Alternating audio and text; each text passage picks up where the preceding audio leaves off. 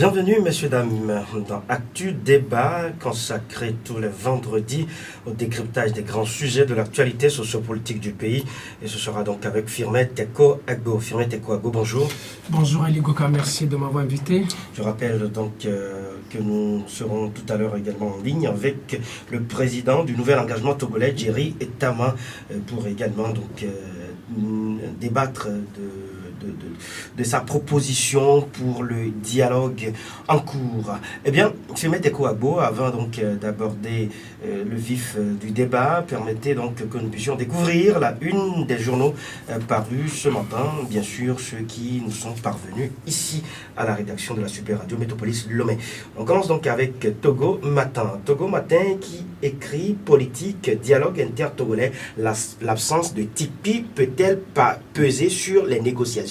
C'est une interrogation du journal à lire à la page 3. Je reprends donc dialogue inter-togolais, l'absence de Tipeee peut-elle peser sur les négociations? Le surplace de la corruption togolaise, c'est donc un édito à lire à la page 3. Lancement du PDRD, les populations de Djagbé bénéficient du mandat social du chef de l'État. Dialogue pour dénouer la crise, le NET propose la modification de 26 articles de la Constitution. À lire à la page 2 du journal Togo Matin. Extraction anarchique du sable, un danger pour l'environnement, quelle solution? Vous pouvez lire dans ce journal, victoire du parti d'Alpha Condé, c'est donc à l'étranger, donc l'actualité à l'étranger. Vous pouvez donc lire toujours dans ce journal, marché unique aérien d'Afrique, Fornyasingbe dépêche une mission à Addis Abeba dans le cadre de sa mission à la tête du MUCA. Togo réveil de Germain Pouli écrit projet de développement rural de la plaine de Djagbé, fort à lancer les travaux hier. Dialogue inter-togolais, presque tous les journaux en parlent. Togo réveil également, qui écrit le net apporte ses propositions de révision constitutionnelle et d'amélioration du cadre électoral. Opération d'indemnisation des victimes des violences politiques, le HCRUN fait un satisfaisant bilan, c'est ça, à mi-parcours. Transfert d'argent sur un téléphone volé, c'est donc un fait divers à lire à la page 10. Soutien à la politique de développement du président Faure, la diaspora offre du matériel de travail à 250 jeunes artisans d'Agué Nivé. L'éveil de la nation de Sam Djobo écrit création d'emplois et réduction de la pauvreté. Fornyasingbe ne lâche pas le bon bout. Dialogue inter-togolais, Sam Djobo en parle également dans l'éveil de la nation, la diaspora laissée sur le carreau. Ce DAO vers une monnaie unique à l'horizon 2020. Faure Nyasingbe prend part à la task force présidentielle à Accra. L'actualité joue de mauvais tours à l'opposition. Pour finir, le journal écrit la C7 et la STT en grève, la solution aux difficultés des fonctionnaires viendra telle des débrayages tous azimuts. C'est une interrogation du journal L'éveil de la nation à lire à la page 3. Voilà ce que nous pouvons retenir donc de la une des journaux parus ce matin et qui nous sont parvenus ici à la rédaction de la Super Radio Métropolis Lomé. Eh bien, Firmet Teko Agbo, bonjour. Bonjour Eli Goka, merci de m'avoir invité. Eh bien, Firmet Teko Agbo, avant donc de continuer avec vous, Jerry Tama est en ligne. Eh bien, Jerry Tama, bonjour. Jerry Tama, bonjour. Oui, bonjour. Eh bien, Jerry Tama, on vous a suivi hier à travers une rencontre avec les médias. Et pour ce qui concerne la crise sociopolitique au Togo, dont un dialogue est en cours pour trouver des solutions idoines, vous proposez, vous faites des propositions des propositions de dénouement de cette crise. Que peut-on retenir essentiellement de vos propositions, Jerry Tama? Bonjour, fidèles auditeurs. Vous savez, aujourd'hui, il y a un gamin politique qui s'est mis en place sous l'égide du président ghanéen, que nous remercions beaucoup pour son engagement au profit du peuple frère togolais. Et notre parti ne fait pas partie de ce dialogue-là, parce que certains de nos camarades ont estimé que nous n'étions pas suffisamment qualifiés pour y participer. Mais pour autant, nous considérons que nous sommes un parti républicain et que pour sortir de cette crise, chacun doit pouvoir apporter sa contribution. Voilà pourquoi hier, nous avons d'abord porté à la connaissance du peuple à travers les médias un peu plus de propositions.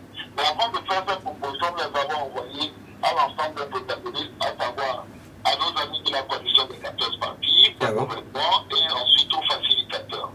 Maintenant, quel est le contenu de notre proposition? Nous considérons qu'aujourd'hui, la constitution de 92, au-delà de son mérite d'avoir réuni 97% de votes lors de référendum, a un premier souci, c'est que dans 2002, il y a une des parties de la vie politique sociopolitique togolaise, qui a, à savoir MPP, a choisi de la modifier. Et choisi de la modifier, c'est qu'elle a posé déjà un problème. Et donc, maintenant, il y a aussi, au-delà de ce choix unilatéral, des éléments qui nous permettent de dire que 25 ans après une constitution appelée à venir à s'adapter aux réalités de son moment, voilà pourquoi nous avons fait une proposition qui concerne deux volets. Le premier, c'est le côté constitutionnel. Sur le plan constitutionnel, on peut résumer à peu près à trois innovations. La première, c'est le passage à un régime de type présidentiel. Ce régime-là va nous permettre de régler trois problèmes. Le premier, c'est qu'en cas de vacance de pouvoir, c'est le vice-président qui finit le mandat. Donc on n'a plus à courir de gauche à droite pour faire des élections en du jour. Ça stabilise les institutions. On a un président qui devient pour une fois réellement responsable. Au lieu de se cacher derrière son gouvernement, son premier ministre. Donc il devient le chef du gouvernement, il assure l'exécutif. Et le troisième avantage, c'est qu'on a une vraie Assemblée nationale qui travaille, parce que notre Assemblée nationale aujourd'hui ne prend que des projets de loi du gouvernement pour les appliquer. Donc voilà ce qui est la première mesure. La deuxième mesure, c'est l'ouverture de la Cour constitutionnelle à une proposition du chef de liste de l'opposition. Et la troisième mesure, on va dire, c'est la sacralisation de la limitation des mandats. Nous enfermons la limitation des mandats. Nous faisons en sorte que la limitation des mandats ne peut plus jamais, comme la laïcité et le caractère républicain, subir de révision. Il y a 26 articles qui sont modifiés, mais sur les 26 articles, je vais citer quelques-uns exemples. Et maintenant, en ce qui concerne le cadre électoral, nous disons dans un premier temps que la diaspora doit pouvoir voter, mais elle ne doit pas seulement pouvoir voter, elle doit pouvoir avoir des députés. Et nous proposons 4 députés de plus pour la diaspora, de telle façon à ce que les gens non seulement votent dans les représentations consulaires, mais ils ont des députés qui défendent leurs intérêts, parce que notre diaspora fait à peu près un quart de la population togolaise. Et ensuite, nous proposons un ensemble de mesures pour améliorer le fichier électoral, parce que, comme vous savez, c'est l'un des soucis qu'on a dans le pays. Et pour terminer, nous proposons aussi un autre schéma pour le découpage électoral, parce que le découpage électoral actuel est unique. Il faut quasiment 4 000 électeurs pour avoir un député d'un pays à Zélie, alors qu'il en faut quasiment 40 000 à nommer pour avoir un député. Donc nous avons essayé de proposer pour amondir. Mais il faut savoir que dans aucun pays, le découpage électoral est égal, parce qu'il y a des migrations, des déplacements de population, et ça change tout le temps.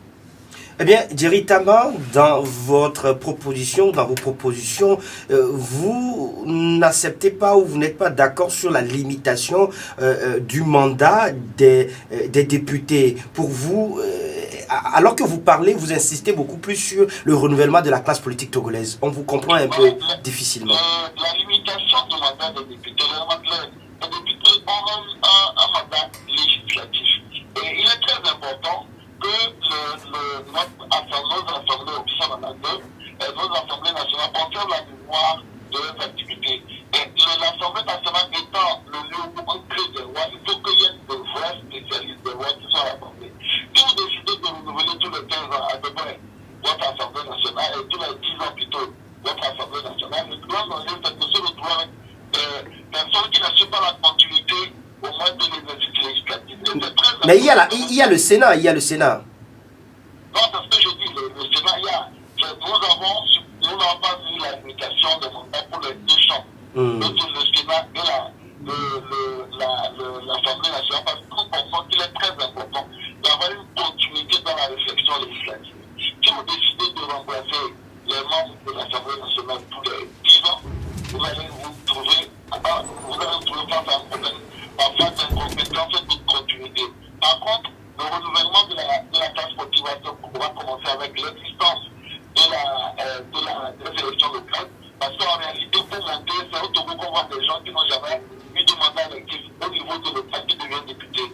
Demain, avec les locales, les jeunes qui veulent faire la politique vont commencer à être conseillers municipaux, conseillers de préfecture, conseillers régionaux, maires, présidents de conseil, et ensuite, ayant acquis une expérience, ils vont rentrer à l'Assemblée nationale, peut-être ministre ou président. Donc aujourd'hui, avec les locales, le renouvellement de la classe politique va se faire assez rapidement, et en ce moment, on aura du résultat. Parce que quand vous êtes là, vous pouvez produire des résultats probants. Quand vous êtes seul à l'Assemblée nationale, par exemple, vos résultats pour prendre les politiques directement parce qu'il faut faire des alliances.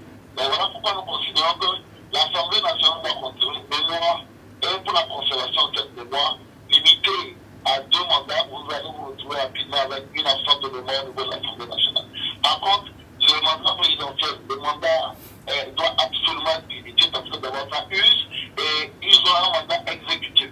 Les députés n'ont qu'un mandat législatif et il est très important d'avoir des députés qui ont une longue expérience pour pouvoir orienter le débat, orienter ce qu'on appelle le jeu de pouvoir à l'Assemblée nationale. Jerry Tama, hier on vous a vu dans les rues aux côtés de la coalition 14 pour réclamer le retour à la Constitution de 1992 dans sa version originelle. Aujourd'hui, vous n'êtes plus dans cette logique et vous réclamez donc ou vous proposez une modification de cette Constitution ou de la Constitution de 1992. Est-ce que vous vous êtes rendu compte que est-ce que c'est parce que vous vous êtes rendu compte que un retour à la Constitution de 1992 est impossible? Non, vous savez, je me souviens même lors de toutes premières manifestations que nous avons faites avec nos amis de la commission de 14 partis. Nous étions dès le départ opposés sur le principe de sa faisabilité au retour à la constitution de 92. Nous n'avons jamais été membres de la coalition de 14 partis, donc nous n'avons pas signé les communiqués. Si vous prenez tous les communiqués que nous avons signé lors des 4 ou 5 ou 6 marches que nous avons fait ensemble avec la coalition de 14, nous disons toujours, nous voulons les réformes constitutionnelles et institutionnelles et la libération des détenus, plus maintenant le vote des Togolais de la diaspora. Parce que dès le départ, dès le 6 septembre, nous avions dit que les conditions même de l'application de la Constitution de 92 était un problème, d'autant plus qu'à l'Assemblée nationale, les rapports de force n'étaient pas l'avantage d'une modification unilatérale de la Constitution, puisque, comme vous le savez, il faut 4/5 de députés pour faire une modification, et malheureusement, aujourd'hui, l'opposition ne représente que les 2/5 de ce qu'il faut à l'Assemblée nationale. Donc, nous avons manifesté avec des revendications claires que notre parti, qui ne faisait pas partie de 14 partis, avait. Mais aujourd'hui, je tiens à vous rappeler que vous avez au moins une dizaine de partis qui ne sont pas dans la coalition qui manifestent. Et ces partis-là, par devoir citoyen, manifestent avec des objectifs bien précis. L'essentiel, c'est que les points pour lesquels l'entente de l'opposition depuis maintenant une vingtaine d'années se bat, c'est-à-dire à savoir faire les réformes, en retournant même à la position de 92, c'est une réforme. Parce qu'il faut absolument remplir des conditions. Donc, je crois qu'on ne fait pas de retour en arrière. Nous avons toujours été pour les réformes constitutionnelles dans l'esprit de la PG, mais nous avons aussi à l'époque dit qu'il était important de faire des réformes pour revenir aux fondamentaux de la Constitution de 92. Ça a été notre langage depuis le début. Donc sur ce point, on sait bien que les politiciens sont parfois des opportunistes, mais sur ce point, nous sommes restés absolument constants entre notre proposition du 6, du 7, du 8 octobre et ce que nous proposons aujourd'hui au peuple togolais. Merci pour cet entretien avec vous, Jerry Tama. Je rappelle que vous êtes donc le président du Nouvel Engagement Togolais, candidat malheureux à la présidentielle de 2015. Merci beaucoup et bonne suite de l'émission. Merci. Firmet Teko Agbo, c'était donc, je le disais tantôt, Jerry Tama, qui jeune leader politique togolais et qui vient de faire donc des propositions pour ce qui concerne les travaux qui se déroulent ou qui reprennent aujourd'hui donc à l'hôtel de février pour ce qui concerne le dialogue inter-togolais. Eh bien, les travaux du dialogue inter-togolais Firmin reprennent aujourd'hui, après 3 jours de trêve, après la question des préalables résolus comme mesure d'apaisement. Les grands sujets, sinon, la substantique de ce 27e dialogue, notamment le retour à la constitution originelle de 1992, ou les réformes constitutionnelles et institutionnelles, les processus électoraux, les réformes électorales, vont être abordés. Et pour tout le monde convient donc que c'est le plus dur qui va donc commencer. Des réactions fusent de partout pour inviter les acteurs politiques à ce dialogue, à privilégier l'intérêt supérieur de toute la nation togolaise. Des propositions également viennent de partout. Jerry Tama vient de faire des propositions. On apprend d'ailleurs tout à l'heure que Abbas Kaboua du MRC également est en conférence de presse, sûrement pour faire des propositions pour le dénouement de la crise sociopolitique. Firmin Teko Agbo, aujourd'hui, la grande question que nous nous posons est de savoir, pour ce qui concerne les préalables, on en a parlé déjà, aujourd'hui, qu'est-ce qui est faisable à ce dialogue de façon réaliste? De façon réaliste, c'est très simple. Il faut se demander qu'est-ce que l'opposition veut. C'est le point de départ. Qu'est-ce que l'opposition veut fondamentalement? Si on arrive à trouver la solution ou la réponse à cette question, je pense que ça peut bien marcher. Mais ce qu'on peut proposer, c'est que l'opposition, en allant à ce dialogue aujourd'hui ou à cette rencontre, que l'opposition aille avec des propositions concrètes et réalistes. Que l'opposition aille avec des propositions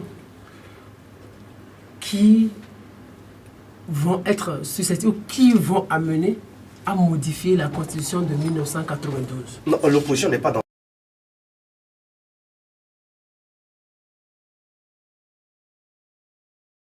la coalition 14 n'est pas dans cette logique. La coalition 14, Firmin Teko Agbo, je voudrais bien vous le rappeler, exige donc le retour à la Constitution de 1992 dans sa version originelle. Surtout que cette Constitution a été votée à près de 98%, Firmin. Mais écoutez, M. Bouka, vous m'avez posé une question, laissez que je réponde. Allez-y. Vous m'avez demandé de proposer des choses. L'opposition doit aller avec des propositions concrètes. Bien sûr, je vais parler du retour à la Constitution de 1992. Que l'opposition aille, si elle tient à l'intérêt supérieur de ce pays, de cette nation, elle a eu déjà à faire des propositions en 2014. Elle a eu déjà à faire des propositions en septembre, en parlant de 47 amendements. Elle peut aller avec ces amendements-là. Et le parti au pouvoir aussi va venir avec son avant-projet de loi qui avait été envoyé à l'Assemblée nationale le 5 septembre 2017. Et il y aura confrontation. On va accepter certains, on va rejeter d'autres. Et en fin de compte, on va trouver une issue. Chacun va essayer de concéder et on va trouver une issue favorable à ce point-là. Mais si l'opposition dit non, non, non, qu'elle veut un retour à la Constitution de 1992. Mais je pense que la question leur a été posée le lundi dernier dans la salle. Vous l'avez souligné dans une de vos chroniques et pourtant vous n'étiez pas dans la salle. En tout cas, vous avez fait votre travail de journaliste. Firmin Teko Agbo, par quel mécanisme, c'est la grande question que vous vous êtes posée dans votre chronique, et vous estimez donc que retourner à la Constitution de 1992 dans sa version originelle profiterait plus à Faure Gnassingbé? Bien sûr, vous allez me demander aussi pourquoi c'est maintenant que je sors cette chronique. Au fait, quand la crise a commencé, on parle de retour à la Constitution de 1992, j'ai passé assez de temps pour fouiller. J'ai lu un peu certains documents de droit constitutionnel, je suis allé sur Internet, j'ai des amis en France à qui j'ai souvent envoyé de petites questions, si c'est possible, des amis juristes bien sûr. Il y a des juristes ici au Togo que j'ai régulièrement contactés, des juristes publicistes, parce que les privatistes, quelquefois, ils se trompent un peu. Des publicistes, des constitutionnalistes à qui j'ai essayé de poser un certain nombre de questions en ce qui concerne le retour, est-ce que c'est possible? Et j'ai essayé de réunir un certain nombre d'éléments.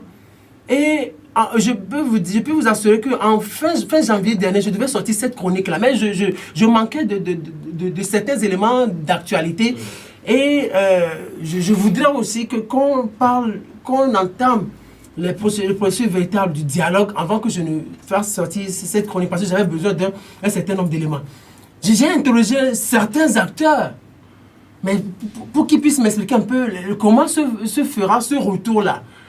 Mais nulle part, on m'a parlé de mécanisme. Parce que ça ne s'est jamais passé dans aucun pays au monde. Retour à la version originelle d'une constitution, ça ne s'est jamais passé. Et j'ai essayé de discuter un peu avec des gens, avec des amis. Et c'est avec tout ça, c'est tout ça que j'ai essayé d'harmoniser dans ma chronique. Et je me dis, si on va faire un retour à la version originelle, comment ça va se faire? Quelles seront les conséquences? Quelles seront les conséquences? Je vois que les conséquences seront un peu plus lourdes. Lourdes pour le pays, fondamentalement. Lourdes pour le pays. Mais je me suis dit, ça va profiter à qui? Maintenant, comment ça va se faire? Quel est le mécanisme? Parce qu'il y a une différence entre retour, modification et abrogation. La modification, quand on l'a fait, mais ça dispose pour l'avenir. Encore que si on veut que ça rétroagisse, on le précise dans la nouvelle loi, dans la nouvelle disposition.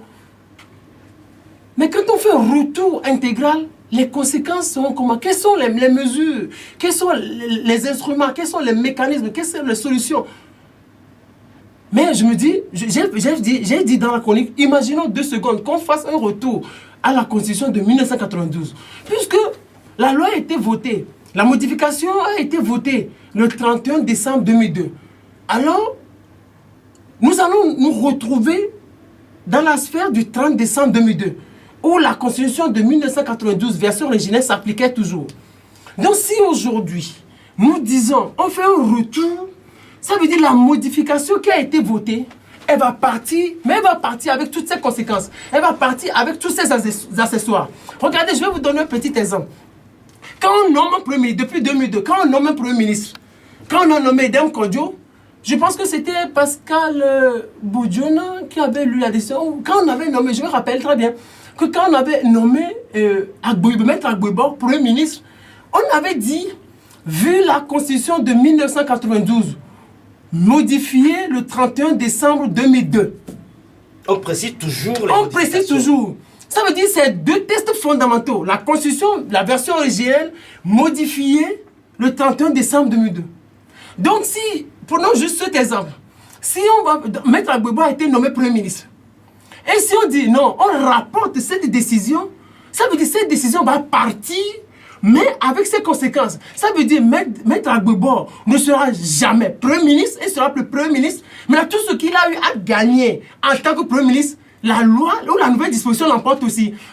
Vous imaginez, il a été nommé Premier ministre, on lui donne une voiture de commandement, on lui donne un bureau, on lui donne peut-être des vestes et tout ça. Monsieur, on vous et puis du jour au lendemain, on vous dit, monsieur, vous n'êtes plus Premier ministre parce que la disposition qui a été votée est illégale. Donc, on rapporte cette décision-là, mais la voiture, puisqu'il n'est plus Premier ministre, la voiture de commandement, on prend ça aussi, et tout cela fait comme si cela n'a jamais existé. C'est annulé. C'est annulé, mais avec des effets de droit. C'est comme, je l'ai dit dans la chronique, c'est comme en droit, pas de mariage putatif. Un mariage putatif, c'est un mariage nul, mais qui produit des effets de droit. Un mariage putatif, c'est un mariage nul, mais qui produit des effets de droit. Nous nous retrouvons dans ce cas-là.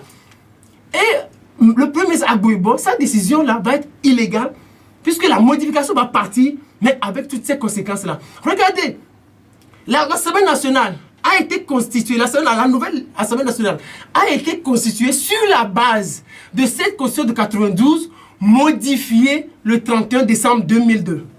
L'Assemblée nationale de 2007 a été constituée sur la base de la Constitution de 1992, version modifiée le 31 décembre 2002. Faure Gnassingbé, il est président de la République. Faure Gnassingbé n'a pas été président de la République sous la Constitution de 1992, version originelle.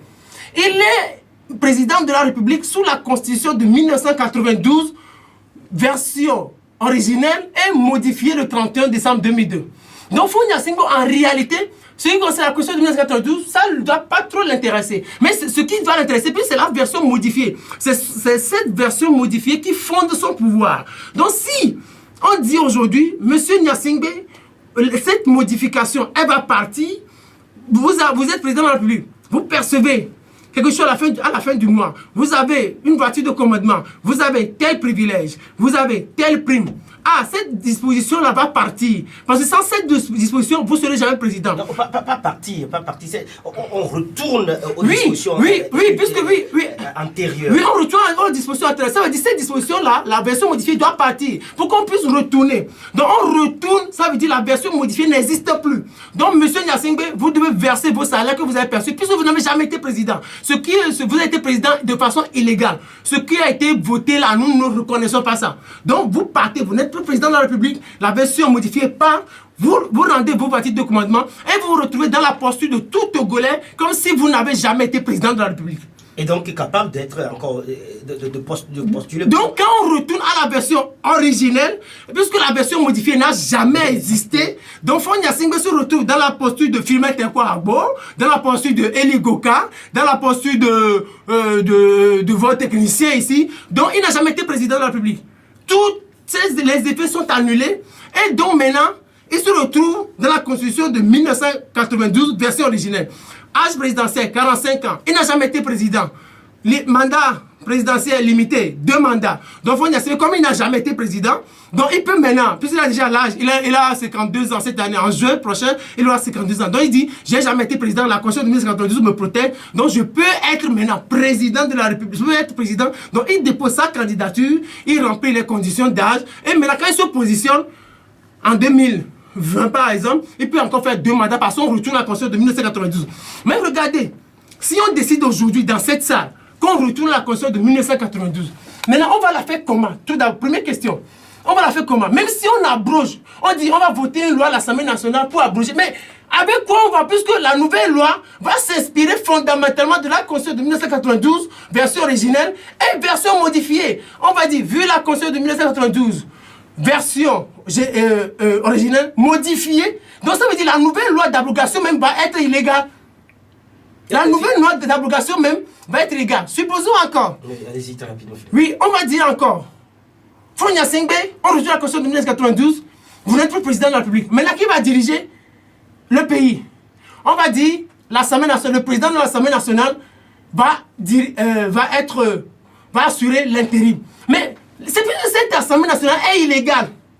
Plus l'Assemblée nationale qui est là, avec la modification, on dit la modification part, mais elle emporte ses effets aussi. Donc cette Assemblée nationale n'est plus légale.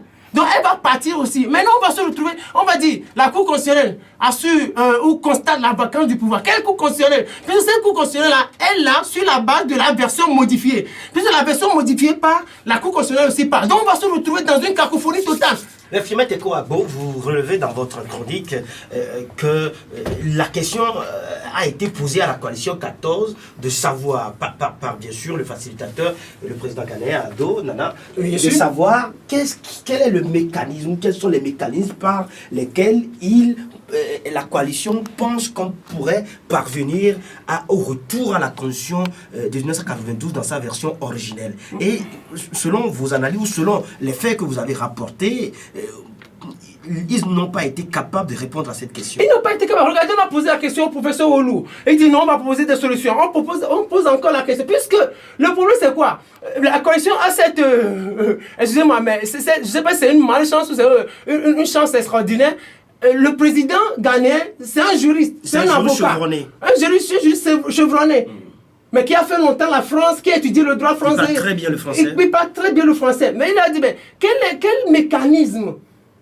Personne n'a été capable, de la coalition bien sûr, de répondre à la question. Mais quel mécanisme? On parle de solution. Mais quelle solution? Vous allez faire ça comment? Retour à la Constitution. Ça, c'est jamais produit dans aucun pays. Vous avez fait ça comment? Il faut d'ailleurs ajouter que dans les dispositions constitutionnelles, on prévoit comme les dispositions prévoient toujours une modification. Une modification. Les dispositions prévoient également un référendum pour passer à une nouvelle république. Une nouvelle république. Mais retour à une constitution version originelle n'a jamais existé. Et aucune constitution au monde n'a jamais prévu cela. Regardez, il y a par exemple, on distingue des conditions pour modifier la Constitution, on distingue la Constitution simple des Constitutions rigides. Au Togo, nous avons ce qu'on appelle la Constitution rigide, parce que le processus de modification est tellement compliqué. Donc, tout d'abord, l'initiative appartient concurremment au président de la République et à un quart des députés à l'Assemblée nationale. C'est l'initiative, ça. Maintenant, pour passer à la révision constitutionnelle, il faut que les 4 députés, les 4/5e des députés présents ou des députés soient là et qui le votent. C'est ça la Constitution rigide. C'est pour cela que pour unir seul ne peut pas se lever aujourd'hui pour modifier la Constitution. Puisque l'UNI n'a pas les 73 députés. L'UNI n'a pas les 73 députés, donc c'est une Constitution rigide. Donc il y a tout un mécanisme qui est prévu en tout ce qui concerne la modification de la Constitution. Maintenant, le retour là, ça n'a jamais existé. Mais maintenant, c'est aujourd'hui, ce jour-là, que l'opposition s'est rendue compte que elle est en train de surfer sur un terrain qu'elle ne maîtrise pas. L'opposition ne maîtrise pas ça. Mais disons la vérité, l'opposition, elle a parlé de retour à la Constitution de 92, mais elle n'a jamais imaginé comment on peut faire ce retour-là.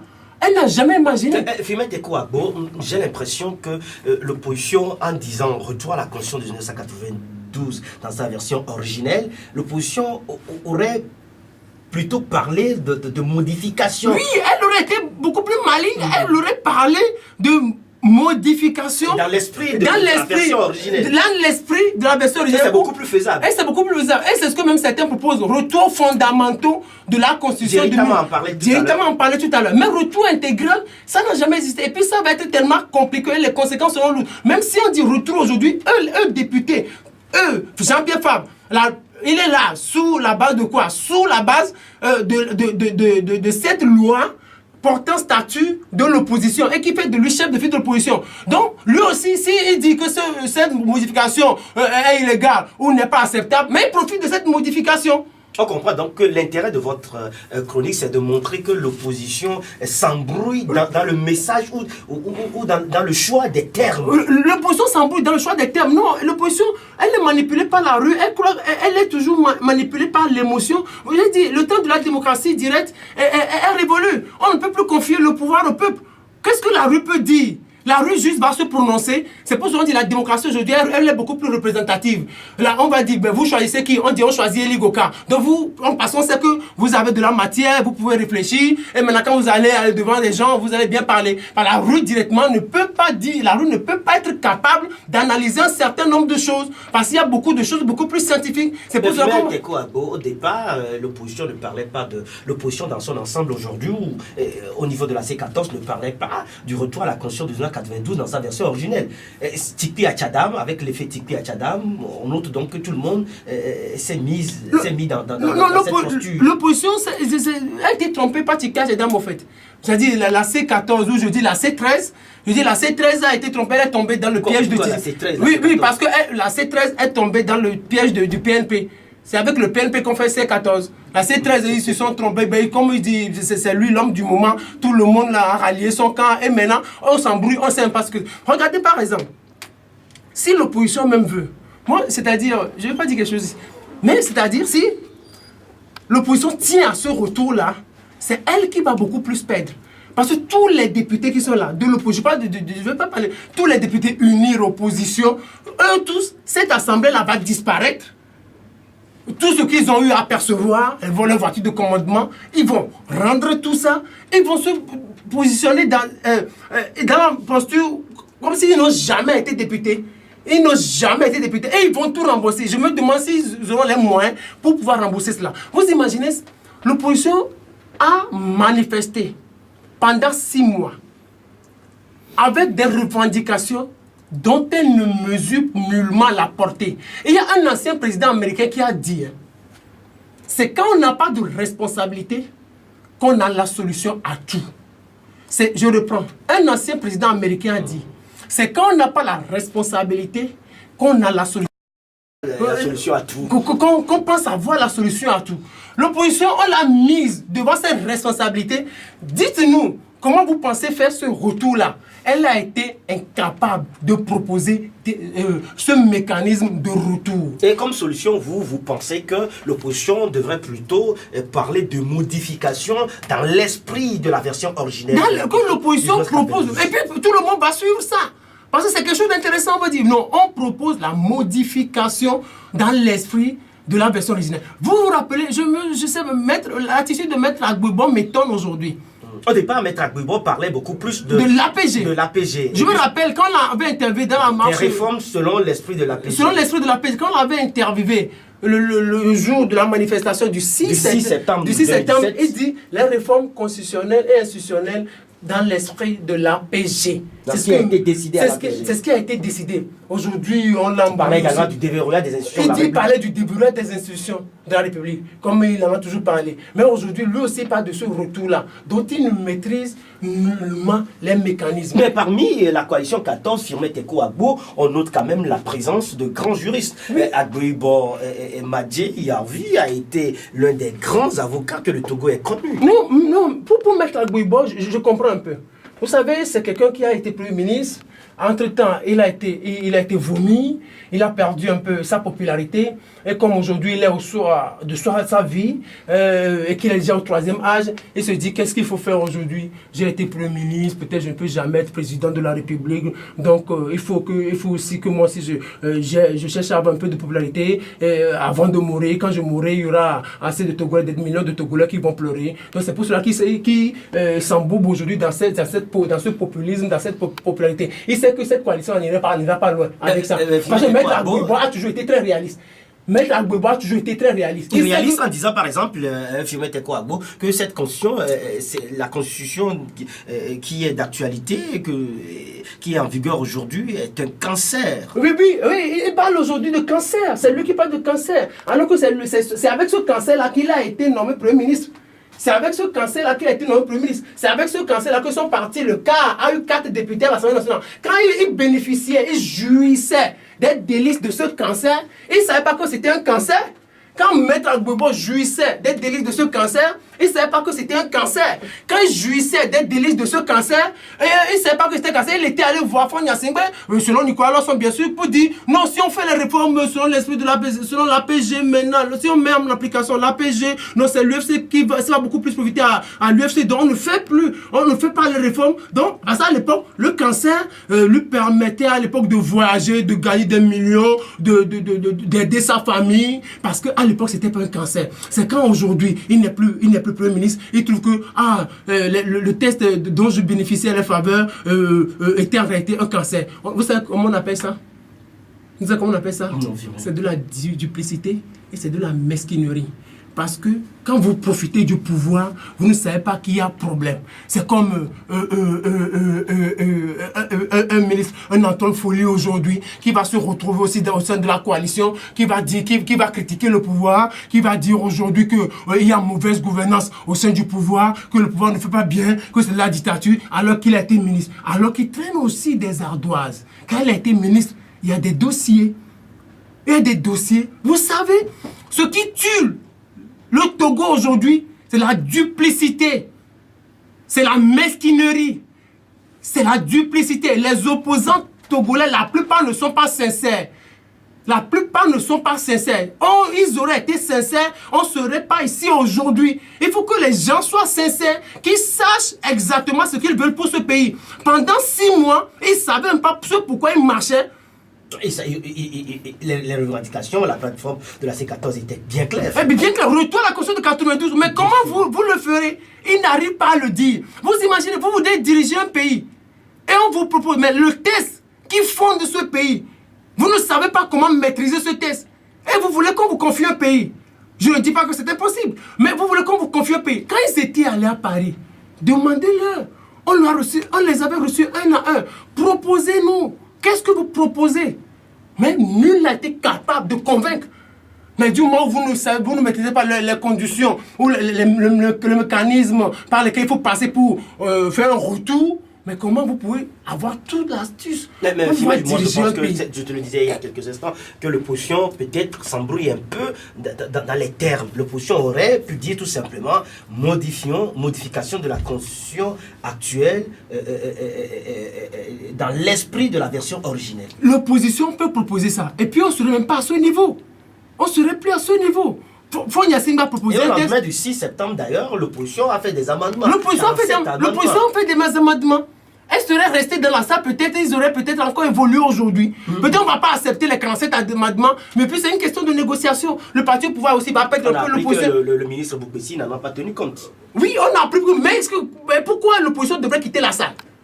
Pourquoi l'opposition devrait quitter la salle? Elle est revenue dans la rue, un peu de retour. Puisque les amendements proposés ont été rejetés. Est-ce que tous les amendements proposés ont été rejetés? Est-ce que tous les amendements proposés ont été rejetés? Pourquoi l'opposition a quitté la salle? Maintenant, quand elle revient dans la rue, pourquoi elle ne tient toujours pas dans ses mains ces amendements proposés? Elle parle de retour. Maintenant, on lui donne la possibilité. Mais la fin nous propose un retour. Vous aurez aimé, Firmin Tekou-Agbo, vous aurez aimé que l'opposition aille donc à ce dialogue avec des propositions telles que les 47 amendements, telles que les propositions qu'on a connues en 2014. Telles que les propositions qu'on a connues en 2014, les 47 amendements, qu'elle aille. Puis c'est une question de modification de la Constitution. Et je trouve que cette modification, ça a beaucoup plus profité au régime. Maintenant, on va encore modifier la Constitution, puisque la loi ne dispose que pour l'avenir. La Constitution, peut s'adapte autant aux réalités, puisque c'était en 2002. Aujourd'hui, il y a d'autres réalités. Il y a beaucoup de choses nouvelles que nous voyons aujourd'hui qu'on n'a pas connues en 2002. Donc, l'opposition peut aller en tenant compte de nouvelles réalités et ensemble, avec le parti au pouvoir, ils vont discuter et trouver une issue favorable à cette crise-là. Mais le fait de s'accrocher à son retour, je pense que c'est une situation qui complique là. Il ne faut pas tromper les gens. Il ne faut pas perdre du temps aux gens. Il ne faut pas perdre du temps au pays. Il faut être concret. Face à ce régime-là, avec le droit, l'opposition ne peut jamais tenir. Parce que le droit protège le régime. C'est pour ce que moi je crie sur ça régulièrement. L'opposition oublie le terrain du droit. Ça ne passera pas. Que l'opposition, parce que le régime c'est un laboratoire. Le régime c'est une machine. L'opposition ne pourrait jamais tenir face au régime en ce qui concerne le droit. Ça ne marchera pas avec le régime. Ce qui pourrait marcher, c'est un... Quelqu'un parle de confusion de l'opposition, de la politique et du droit. Oui, j'ai même lu ça quelque part hier. On parle de l'opposition confond politique et droit. C'est tout ça. L'opposition croit qu'avec le droit est tellement différent de la politique. Le droit est tellement différent de la politique. La politique, c'est la politique. En politique, on parle de compromis. On parle de compromis. Des fois, en politique, on fait abstraction des textes de droit. On oublie même le droit au nom de la politique. Parce qu'en politique, c'est les intérêts. C'est les intérêts pas possibles. Aujourd'hui, quand l'opposition oublie le terrain du droit, qu'elle aille discuter avec le régime, qu'elle demande à Faure Gnassingbé ce qu'il veut. Qu'elle demande à Faure Gnassingbé ce qu'il veut. C'est tout. Mais là, écoutez, quand le facilitateur, je vais terminer cette partie, quand le facilitateur lui a posé la question, il y a un ami qui m'a dit à Paris que celui-là que vous visez, c'est Faure Gnassingbé. Et puis l'opposition a répondu qu'en réalité, Faure Gnassingbé ne doit plus se représenter. Vous voyez, quand vous personnalisez trop le débat, ils oublient quelque chose. Mais l'épineuse question c'est également le départ de Faure Gnassingbé. Oui, écoutez, c'est là où ça devient compliqué. Mais j'ai dit à cette opposition, toujours, et je le répéterai, on est en politique, on ne combat pas un homme, on combat un système. Ils ont toujours combattu, il y a des mains morts. Qu'est-ce qui a changé? Son fils est venu. Le système est toujours là. Il est encore plus puissant. Ils ont toujours combattu, il y a des mains. Et il y a des mains parties. Il est mort naturellement. Son fils est venu. On a fait les élections sous leurs yeux. Le régime a encore gagné. Mais leur problème, c'est qu'ils focalisent tout sur Faure Gnassingbé. Ça ne changera pas, ça ne donnera pas. Du jour au lendemain, Faure Gnassingbé va quitter le pouvoir. Du jour au lendemain, Faure Gnassingbé, lui, ne va pas mourir au pouvoir. Du jour au lendemain, Faure Gnassingbé va quitter le pouvoir. Mais le régime est là. Le problème, c'est le régime. On ne combat pas, non. Vous savez, Mandela a dit quelque chose. Quand il était en prison, vous savez ce qu'il a dit?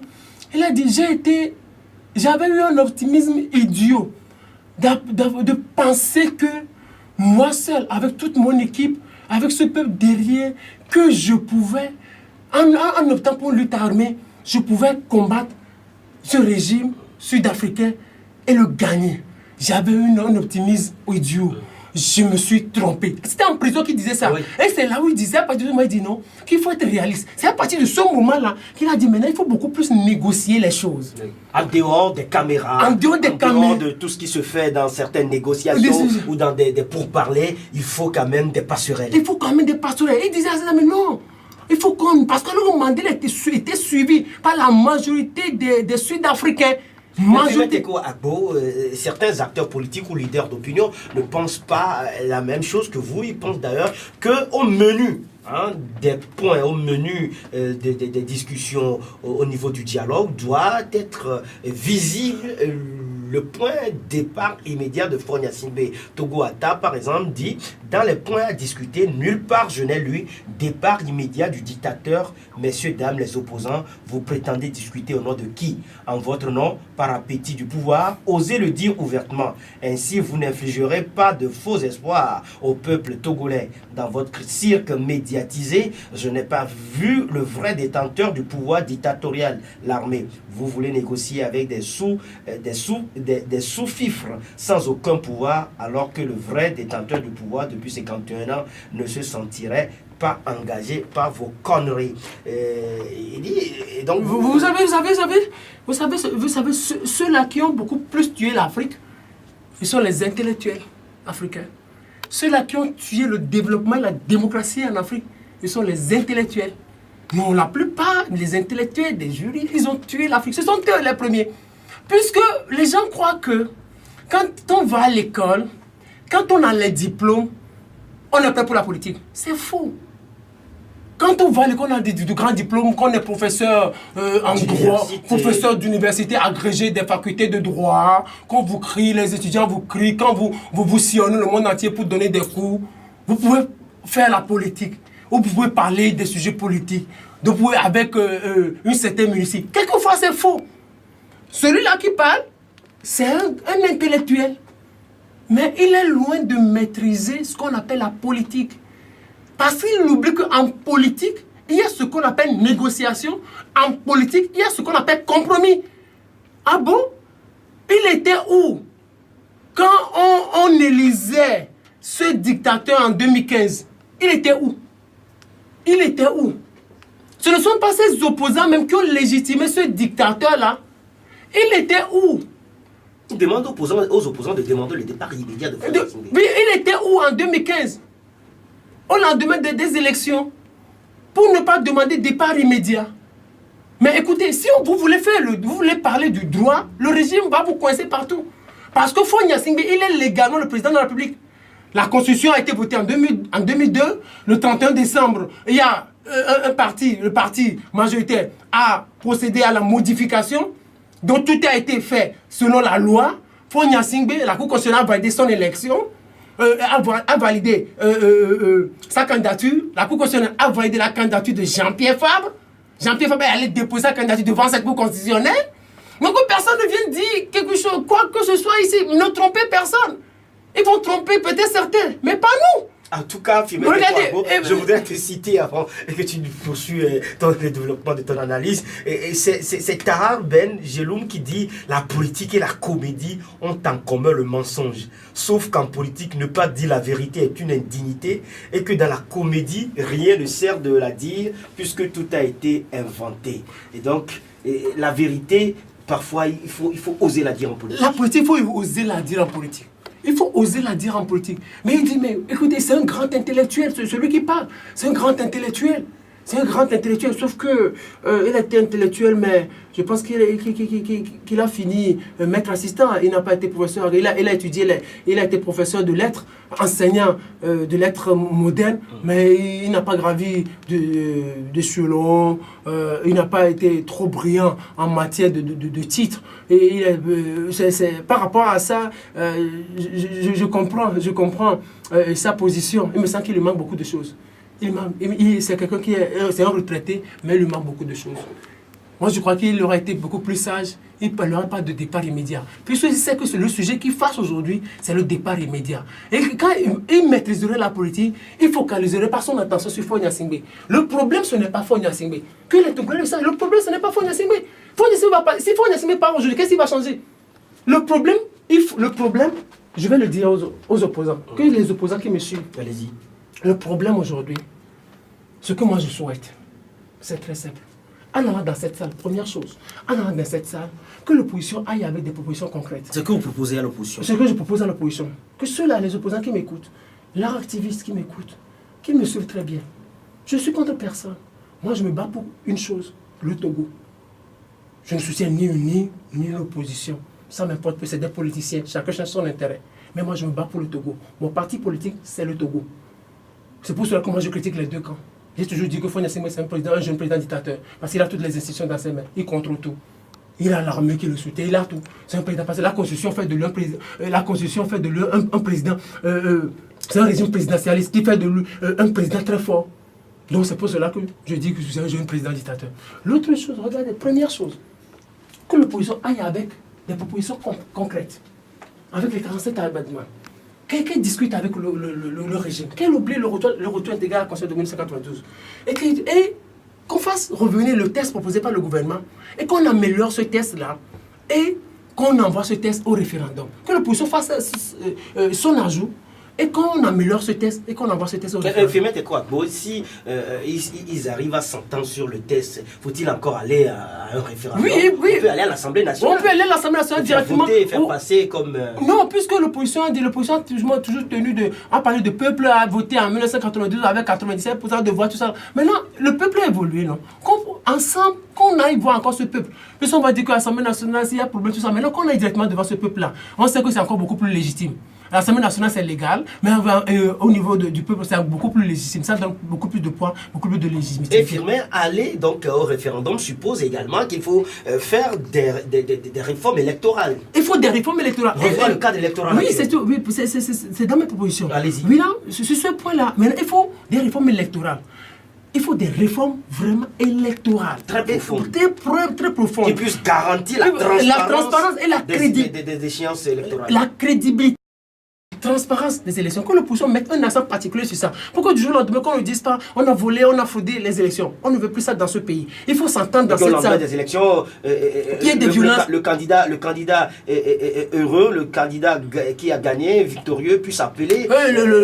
Qu'il puisse s'appeler. Le malheureux puisse s'appeler le gagnant. L'heureux, et que les deux puissent s'entendre, que les deux puissent collaborer. C'est quelque chose de profond. Et maintenant, il faut proposer des choses pour déverrouiller les institutions de la République. C'est la première chose. Mais la deuxième chose qui m'est fondamentale, en dehors de toutes les caméras, en dehors de tout, il faut que les gens du troisième âge, les politiciens, Edem Kodjoso, Agbouibo, Agbouyome, les Jean-Pierre Fabre, Adjamagbo, les gens du troisième âge, tous les opposants, les Jéchrist Olympio, qui, eux tous, en dehors de toutes les caméras, qu'ils aillent voir Faure Gnassingbé. Qu'ils aillent voir Faure Gnassingbé. Puisque c'est lui l'épineux problème. Qu'ils aillent dire, Monsieur le Président de la République, vous savez, quand on fait les réformes, on va au référendum, on va à l'Assemblée. Vous allez encore, vous voulez, même si vous ne le dites pas clairement, vous avez la possibilité, vous voulez encore faire 2 mandats. Puisqu'il ne le dit pas, mais c'est ce qu'il veut au fait. Faure Gnassingbé ne veut pas partir en 2020. Il ne veut pas partir en 2020. C'est ce qu'on lit dans son esprit au fait. Vous allez le voir, Monsieur le Président, vous voulez être candidat en 2020, en 2025. Vous savez, nous sommes, Monsieur le Président, nous sommes sur un terrain de négociation. Puisque vous voulez faire encore 2 mandats, perdez aussi un peu. Faites juste un mandat.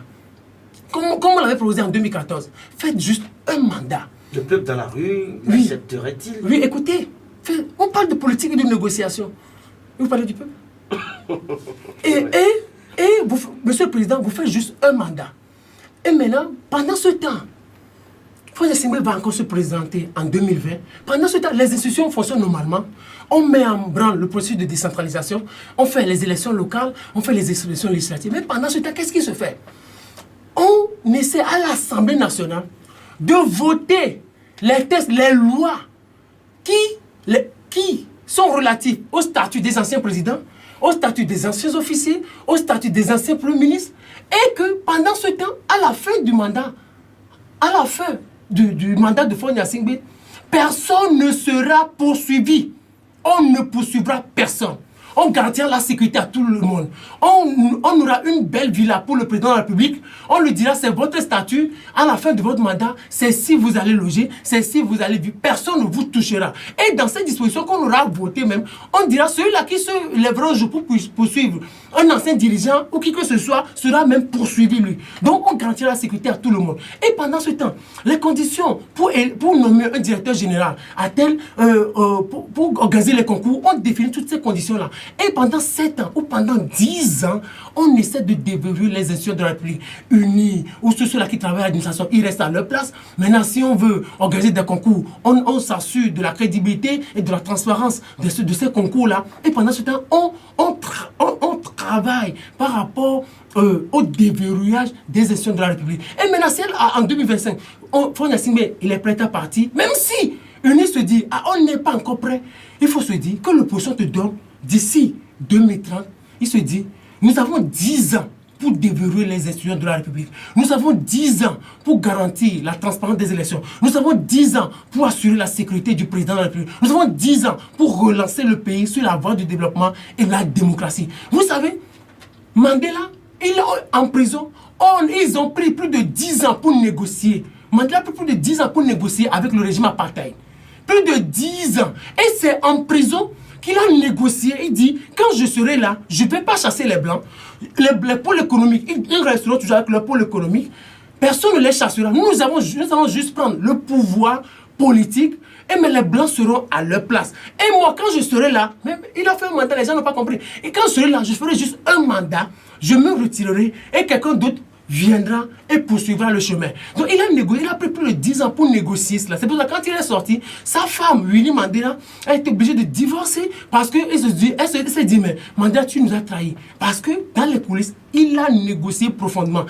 Il est sorti, il n'a poursuivi personne. Et bien, Fémet Ekoboka, vous parlez de 10 ans pour négocier, 10 ans pour aplanir toutes les divergences, 10 ans pour déverrouiller donc les institutions, comme Winnie Mandela, le peuple se sentirait peut-être trahi également. Le peuple se sentirait peut-être trahi, mais il comprendrait dans les années à venir que c'est lui qui gagnerait beaucoup plus. Il comprendrait que c'est lui qui gagnerait beaucoup plus. Mais si aujourd'hui le peuple veut faire du forcing, ça va lui être compliqué. Parce que cela fait déjà presque 30 ans que ce combat est mené et pourtant... Oui. Regardez, ça fait déjà depuis 1990, on parle de départ des Yadema. 30 ans sont passés, on n'a rien obtenu. Alors que si on avait focalisé les attentions sur le compromis politique, je pense que Yadema serait parti depuis. Aujourd'hui, si on veut aller de l'avant, et si on veut qu'il y ait de l'alternance, qu'on prenne du temps conséquent pour pouvoir préparer cette alternance. Mais si on veut aller avec du forcing, avec le droit, parce qu'on a été à l'école, parce qu'on est professeur en droit, parce qu'on est professeur agrégé en droit, le régime ne partira pas. Maintenant, pour garantir l'alternance pour tous les Togolais, moi je parle du sommet du pouvoir. Parce qu'on va continuer pas faire les élections législatives, on va continuer pas faire les élections locales. Et tout ça, rien ne sera entaché, ça va se poursuivre. Mais je parle du sommet du pouvoir. Si on veut du jour au lendemain que l'opposition arrive au pouvoir, que l'opposition, dans les coulisses, aille voir le président de la République, le premier patron de la République, avec l'ensemble de son opposition pour dire, monsieur le président, c'est ce que nous voudrions. Vous voulez faire 2 mandats, nous vous donnons encore la possibilité de vous présenter en 2020 et maintenant en 2025, vous allez partir. Si le régime dit, ok, donnez-nous encore peut-être 5 ans pour préparer le tout, alors qu'ensemble, c'est-à-dire je voudrais que l'opposition et le pouvoir préparent l'alternance ensemble. Que l'opposition ne se dise pas, vous quittez le pouvoir et nous allons venir. Ce n'est pas possible, ça ne marcherait pas. Donc que l'opposition soit concrète dans sa démarche. Parce qu'elle a mené cette politique-là. Cette politique a tué des talents.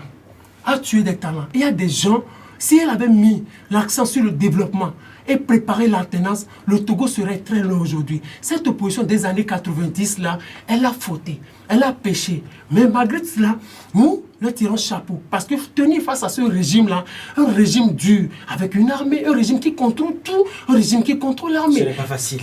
Un régime qui contrôle l'armée, un régime qui contrôle l'administration, un régime qui contrôle les préfectures, les délégations, ce n'est pas facile. Donc il faut tirer chapeau à Jean-Pierre Fabre. Il faut tirer chapeau à Maître Yavi Agbobo. Il faut tirer chapeau à Aimé Gogué. Tout cela, c'est ce genre du 3e âge, nous leur tirons chapeau. Tenir, marcher pendant 4 ans face à ce régime, ce n'est pas facile. Aujourd'hui, je vois qu'ils sont tellement fatigués. Je les vois dans la salle face à la classe de UNI, très jeunes, je vois qu'ils sont fatigués. Ils ne peuvent plus tenir. Ils sont essoufflés. Ils sont fatigués. Nous ne devons avoir pitié d'eux. Mais puisqu'ils veulent toujours l'intérêt de ce peuple, et comme ils sont tellement attachés à cet intérêt, qu'ils pensent maintenant à un compromis politique, qu'ils aillent voir pour les semaines, en dehors de ce qui va se passer dans la salle qui va être public, mais qu'ils commencent les négociations à partir d'aujourd'hui dans les coulisses, et qu'ils prennent du temps, 10 ans, pour préparer l'alternance, qu'ils oublient le forcing, parce que le Togo a besoin de l'alternance. Nous sommes pour l'alternance, mais qu'il y ait de la méthode dans cette alternance-là. Merci à vous, Firmet Ekoabo. Vous avez analysé et également vous avez proposé, c'est le plus important, ce que nous voulons tous pour ce pays, c'est que demain, qu'il fasse beau, qu'il fasse beaucoup plus beau. Oui, beaucoup plus beau. Mais une seconde, je voudrais mettre un petit accent. C'est une réplique, ce n'est pas une réplique à Jerry Tama. Mais quand il propose, il dit qu'il ne faut pas limiter le mandat des députés. Moi, je ne suis pas totalement d'accord. Parce que vous savez, Pourquoi on ne limitait pas le mandat des députés? Parce qu'à l'époque, au lendemain des indépendances jusqu'à un moment donné, il n'y avait pas assez de candidats, il n'y avait pas encore de jeunes, il n'y avait pas assez de jeunes politiciens. Vous avez remarqué ça dans l'église catholique aujourd'hui. Vous savez, jusqu'en 1995, début 2000, avant 2000, il y avait peu de prêtres au Togo. C'est pour cela que vous allez voir dans les églises catholiques, il n'y a qu'un seul prêtre. Mais alors que l'évolution a permis d'avoir assez de prêtres. Donc c'est pour ça que quand vous allez dans une église catholique, vous allez voir au moins 2 prêtres. Vrai ou faux? Vous êtes catholique? Vrai. Donc c'est pour cela aujourd'hui, le temps a évolué. Et on peut, avec la décentralisation, on aura assez de jeunes politiciens qui seront capables d'être candidats aux législatives aussi. Donc pour cela, si vous venez et vous faites 10 ans par loi, 5 ans, 10 ans à l'Assemblée nationale, mais vous partez et vous laissez la place aux jeunes, ça permettra d'avoir plus de jeunes députés, tout ça, et ça sera intéressant et ça permettra vraiment le renouvellement de la classe politique togolaise. L'autre chose, je l'ai proposé, j'ai parlé du Sénat, qu'on mette un accent sur le Sénat et ça va permettre à notre troisième âge d'aller se reposer et de travailler de façon beaucoup plus passive. Merci. Merci à vous, Firmin Tekouago, pour toutes vos propositions. Merci également à vous qui nous avez suivis ici sur la Super Radio Métropolis Lomé. Merci à l'assistance technique au micro Liklingoka Dokanou, c'est bien moi. Au revoir et prenez très bien soin de vous. La vie est une chance, mieux une grâce.